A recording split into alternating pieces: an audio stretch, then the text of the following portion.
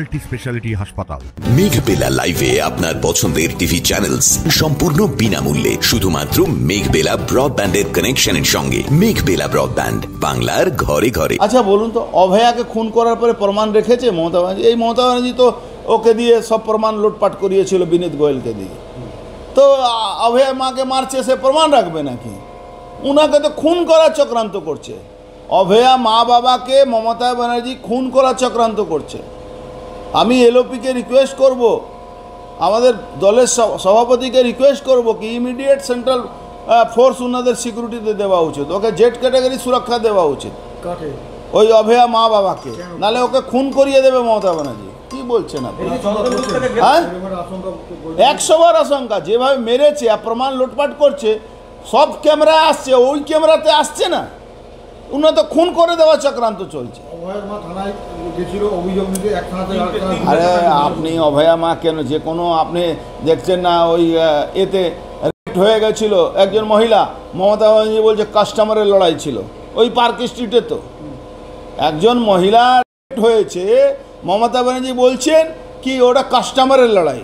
কি লজ্জা হয় বাংলার উনি মুখ্যমন্ত্রী একজন মহিলা হতে পারেন? আমরা তো এখন গুলাম আছি, পশ্চিম বাংলা মানুষ এখন মমতার গুলাম আছে। আমরা গুলাম, গুলাম মানে বুঝেন, আমরা দাস হয়ে গেছি। উনি ভাবছেন কৃতদাস হয়ে উনি বানিয়ে দিয়েছেন। এই মমতা ব্যানার্জিকে খুশি করার রাজনীতি চলছে।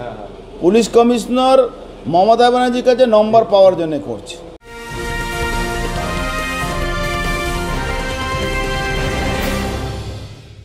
উত্তর 24 পরগনা ও তার আশপাশের এলাকার মানুষের সেবায় ক্যাথল্যাবের মতো অত্যাধুনিক সুবিধা নিয়ে পরিষেবায় ব্রতী সারদা মাল্টি স্পেশালিটি হাসপাতাল।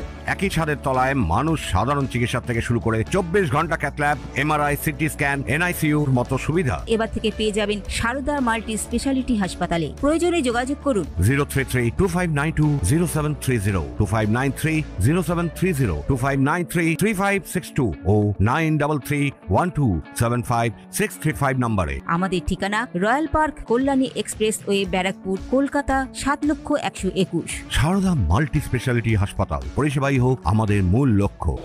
কিন্তু আমি একটু মনে করি ভারতবর্ষে এই রিজনাল পার্টিগুলো যেভাবে পুলিশকে মিসইউজ করছে, যেভাবে পুলিশকে দলদাস বানিয়ে দিয়েছে, ভারতবর্ষে অল ইন্ডিয়া সার্ভিস আইনটাকে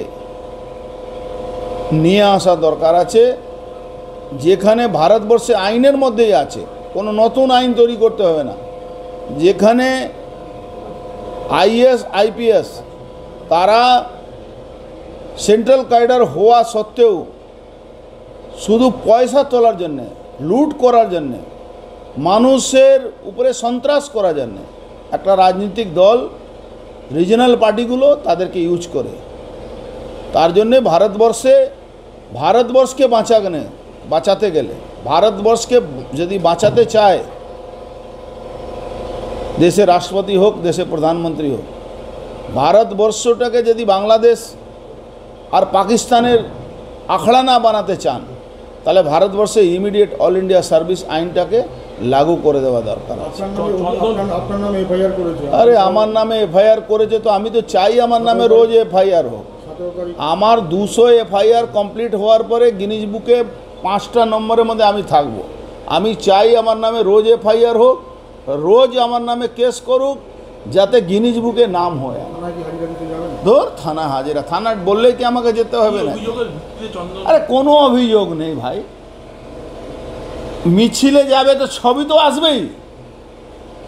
তুমি একটা লোককে মারছো, আর সে লোকটা তুমি মারছো, তোমাকে ধরে নিয়েছে, ও পড়ে গেছে, সে পুলিশের চোট লেগেছে, দেখলে না? তার 2-4টে তৃণমূলের মহিলা কমিটি কালকে প্রেস কনফারেন্স শুরু করলো, তারপরে পালাতে হলো রিপোর্টারদের কথা শুনে।